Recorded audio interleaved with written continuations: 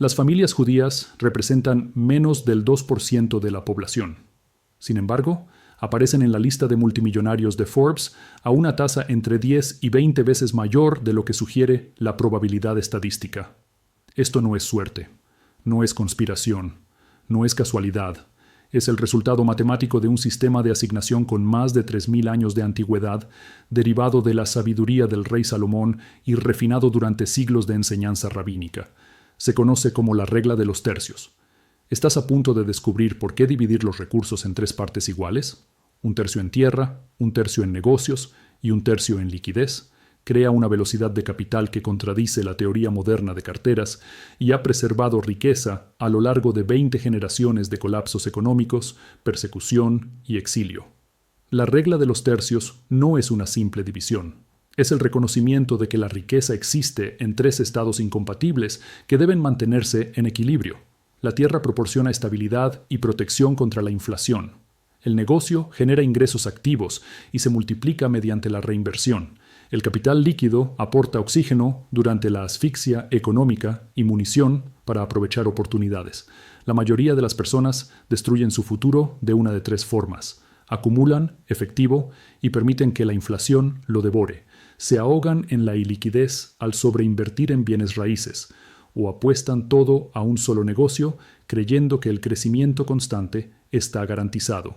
Salomón entendió lo que siglos después Benjamin Graham llamaría margen de seguridad, con una diferencia clave. Salomón no lo usó como fondo de emergencia, sino que lo integró en la estructura permanente del sistema. Cuando la flota de Salomón regresó de Ofir con aproximadamente 420 talentos de oro, más de 16 toneladas en un solo viaje, no almacenó todo en un tesoro inmóvil. El libro de Eclesiastés instruye a repartir en porciones, incluso más de 7, porque nadie sabe qué desastre puede llegar a la tierra. Esto no era caridad, era arquitectura financiera. Salomón mantenía capital desplegado en múltiples proyectos, mientras conservaba reservas suficientes para abrir nuevas oportunidades cuando otras fallaban. Más tarde, el Talmud formalizó esta sabiduría en una enseñanza explícita. Divide tu riqueza en tercios. Un tercio en tierra, que no puede ser robada fácilmente y se aprecia con el crecimiento poblacional. Un tercio en comercio o negocio, que genera retorno activo y aprovecha la habilidad humana. Y un tercio disponible, en mano, para protegerte del desastre y posicionarte ante la oportunidad. No era teoría, era un protocolo de supervivencia desarrollado a lo largo de siglos de desplazamiento, confiscación y guerra económica. Aquí está la trampa en la que caen la mayoría de las familias. Consideran que el efectivo es dinero dormido y que los bienes raíces son dinero trabajando. Entonces empujan entre el 70 y el 90% de su patrimonio a propiedades y negocios creyendo que están siendo agresivos e inteligentes. Hasta que llega la recesión o aparece una oportunidad única y no tienen munición. Poseen varias propiedades, pero no pueden cubrir meses de vacancia. Tienen participación en un negocio, pero no pueden expandirse cuando un competidor cae. Salomón advirtió contra esto. La diligencia conduce al beneficio, pero la prisa conduce a la pobreza. La prisa no es velocidad, es sobrecompromiso. Es avanzar más rápido de lo que la liquidez puede sostener. El sistema de riqueza judío sobrevive porque se enseña como pacto, no como estrategia. Los padres no dicen a sus hijos que diversifiquen.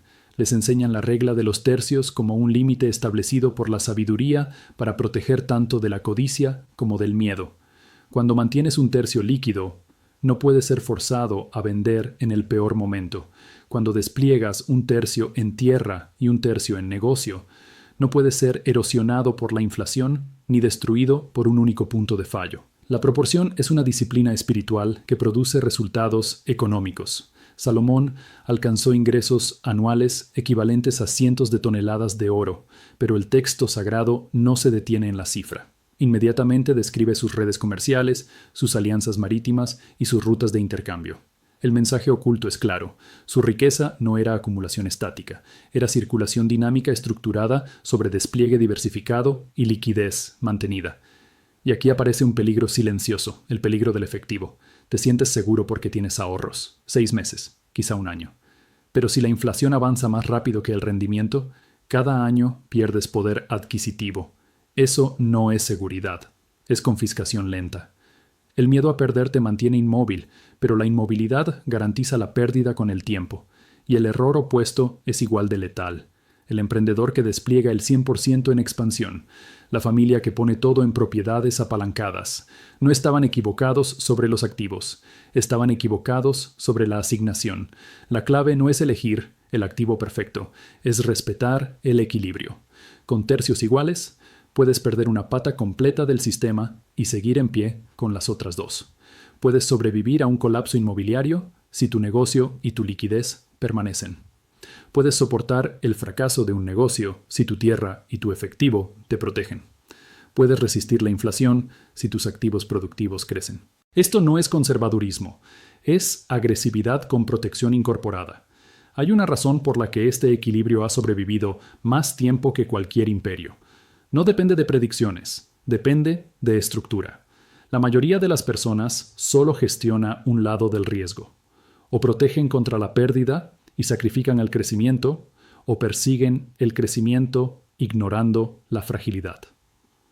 Salomón resolvió ambos problemas, al mismo tiempo, mediante disciplina estructural. La tierra se siente segura porque es tangible. Puedes verla, tocarla, caminar sobre ella, pero la tierra es el activo principal más ilíquido que existe. Si necesitas salir en 30 días, venderás con un descuento del 20 o 30% como mínimo. A veces mucho más. Salomón lo sabía. Por eso, aunque poseía viñedos, bosques, sistemas de agua y territorios productivos, nunca permitió que la tierra fuera su única reserva de valor. Su riqueza se apoyaba en el comercio, bienes que se movían, rutas que generaban flujo, activos que podían transformarse en liquidez dentro de una estación. La lección no es tierra contra negocio, es velocidad contra rigidez. Cada categoría de riqueza se mueve a una velocidad distinta y el equilibrio surge cuando ninguna domina a las otras. Hazte esta pregunta con absoluta honestidad. Si mañana apareciera la mejor oportunidad de tu vida, ¿podrías actuar?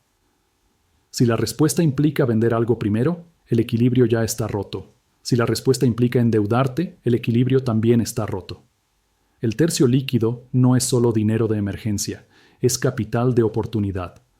Es munición cargada esperando el objetivo correcto. Durante siglos, las comunidades judías entendieron esto colectivamente. A través de sociedades de préstamos sin interés, crearon fondos comunes de liquidez. Cada familia aportaba, no para regalar, sino para mantener al grupo siempre líquido. Cuando alguien necesitaba capital para educación, salud o expansión empresarial, la comunidad respondía sin destruir el equilibrio individual. No era caridad. Era arquitectura económica. Los asesores financieros modernos no enseñan esto. Están entrenados en la teoría moderna de carteras, diversificación por activos, correlaciones y porcentajes abstractos. Te dirán que mantengas 5 o 10% en efectivo y el resto invertido. Pero no te explican qué ocurre cuando todos esos activos caen al mismo tiempo y tú necesitas actuar. Te conviertes en vendedor forzado. Y el vendedor forzado nunca obtiene valor justo. Salomón evitó ese destino construyendo la protección desde el inicio. Por eso su riqueza creció incluso durante guerras regionales y hambrunas que arruinaron a sus vecinos. No porque fuera más inteligente, sino porque obedecía límites. La instrucción de repartir en múltiples porciones no solo implica división, implica circulación. La riqueza no es una bóveda, es un río, y los ríos que no fluyen se estancan. El tercio destinado a negocios nunca permanece inmóvil. Una parte entra en rutas comerciales de largo plazo. Otra financia producción agrícola con ciclos distintos. Otra se destina a operaciones anuales. El secreto está en la madurez escalonada. Si todo tu capital madura al mismo tiempo, no has diversificado. Has sincronizado el riesgo. Muchos inversores modernos cometen este error sin darse cuenta. Tienen propiedades con hipotecas a 30 años, inversiones bloqueadas durante décadas y activos que no pueden tocar cuando llega la crisis. Están diversificados en apariencia, pero paralizados en la práctica. La comunidad amplifica este principio. Cuando varias familias mantienen un tercio líquido, crean una reserva colectiva enorme. Cuando una enfrenta desastre u oportunidad, las demás pueden actuar sin romper su propio equilibrio. Así sobrevivieron expulsiones, confiscaciones y colapsos durante más de 2000 años. El sistema no era individual, era un pacto compartido. Pero hay un nivel más profundo que la mayoría no ve. La circulación genera información. Quien solo posee un tipo de activo solo entiende un ciclo. Quien mantiene tierra, negocio y liquidez entiende cómo interactúan los sistemas. Detecta transiciones antes que los demás. La ventaja no está solo en el capital, está en la comprensión. La educación se convierte entonces en el multiplicador supremo. La sabiduría enseña que adquirir entendimiento vale cualquier costo. No es metáfora, es cálculo económico. La única razón válida para romper temporalmente el equilibrio es invertir en educación que genere capacidad productiva permanente. Una habilidad, una profesión, un conocimiento profundo no puede ser confiscado, devaluado ni inflado. Por eso estas familias destinan porcentajes desproporcionados a formación. No es preferencia cultural, es estrategia intergeneracional. Sacrifican liquidez presente para crear ingreso futuro acelerado. El retorno no se mide en años, sino en generaciones. La mentalidad no es propiedad, es administración. Los recursos no se poseen, se gestionan. Y el gestor que no produce retorno es irresponsable. Mantener un tercio líquido indefinidamente sin circulación no es prudencia, es miedo. Y desplegar todo el capital sin protección no es valentía, es arrogancia. La gestión del riesgo bajo este modelo es elegante. Limita la pérdida máxima y limita también la pérdida de oportunidad. Protege contra el colapso y contra el arrepentimiento. Muy pocos sistemas hacen ambas cosas al mismo tiempo. La mayoría de las familias ricas pierden su patrimonio en 3 generaciones, no por malas inversiones, sino por falta de método transmitido. El dinero sin sistema se evapora. El sistema sin enseñanza muere. La diferencia aquí es que el método se transmite como obligación, no como consejo. No se ajusta según el ánimo del mercado. No se rompe por euforia ni por miedo. Se obedece porque es más antiguo que cualquier economía moderna y ha sobrevivido a todas. Hay una verdad que atraviesa todo este sistema y que rara vez se enseña de forma explícita. El verdadero riesgo no es perder dinero. El verdadero riesgo es romper la estructura que permite que el dinero sobreviva a ti. Salomón no construyó riqueza para una vida, construyó un modelo que resistiera generaciones enteras, incluso cuando los hombres fallaran. La Escritura enseña que una persona justa deja herencia para los hijos de sus hijos. Esto no es poesía moral, es estadística económica. La mayoría de las fortunas desaparecen antes de la 3ª generación porque el dinero se transmite sin método. La 2ª generación hereda recursos, pero no disciplina. La 3ª hereda expectativas, pero no estructura. El resultado es inevitable. Las familias que rompen esta maldición no lo hacen con inversiones más sofisticadas, lo hacen con límites más claros. No persiguen retornos máximos, protegen la base. No confían en su intuición por encima de la sabiduría acumulada. Obedecen proporciones que no inventaron ellos. El equilibrio de los tercios no es negociable porque no depende de circunstancias. Funciona en inflación y en deflación. Funciona en paz y en guerra. Funciona en abundancia y en escasez. Precisamente porque no intenta predecir el futuro, sino prepararse para cualquier versión de él. La mayoría de las personas solo se protege contra un tipo de dolor. O el dolor de perder dinero o el dolor de perder oportunidades. Este sistema protege contra ambos. Nunca te deja totalmente expuesto y nunca te deja totalmente inmóvil. Te permite actuar cuando otros están paralizados y resistir cuando otros se derrumban. Por eso este conocimiento se transmitió como pacto y no como consejo. Un consejo se debate. Un pacto se obedece. Cuando la emoción domina al mercado, el pacto mantiene el orden. Cuando la confianza se vuelve arrogancia, el pacto pone límites. Cuando el miedo paraliza, el pacto sostiene. La riqueza que sobrevive no es la que crece más rápido, sino la que puede equivocarse sin morir. El sistema de los tercios asume que te equivocarás. Asume que habrá crisis. Asume que algunas decisiones fallarán. Y aún así, garantiza supervivencia. Eso no es debilidad, es fortaleza estructural. El error moderno es confundir inteligencia con control. Nadie controla los ciclos, nadie controla el mercado, nadie controla la historia. Lo único que se puede controlar es la asignación.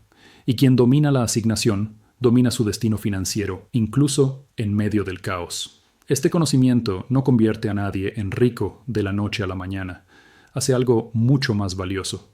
Evita que la riqueza se pierda cuando llega la tormenta y crea las condiciones para que, cuando otros vendan por miedo, tú puedas comprar con calma. Cuando otros supliquen liquidez, tú la tengas. Cuando otros rompan su legado, tú lo consolides. La regla de los tercios no es una restricción, es una liberación. Libera del miedo que paraliza y de la codicia que destruye. Libera de la necesidad de acertar siempre. Libera de la dependencia de un solo sistema, un solo activo, una sola apuesta. Has aprendido hoy que la riqueza no es acumulación, es circulación. No es posesión, es administración. No es herencia material, es educación transmitida como disciplina. Las familias que prosperan durante siglos no tienen mejores oportunidades, tienen mejores límites. Ahora, antes de cerrar, detén por un momento el ruido, no como espectador, sino como responsable. Lo que sigue no es análisis, es alineación. Padre, reconocemos que todo lo que tenemos nos ha sido confiado, no entregado en propiedad absoluta. Confesamos que muchas veces hemos actuado desde el miedo que acumula o desde la ambición que sobreextiende. Perdónanos por romper límites que fueron establecidos para nuestra protección. Concédenos sabiduría para administrar con equilibrio.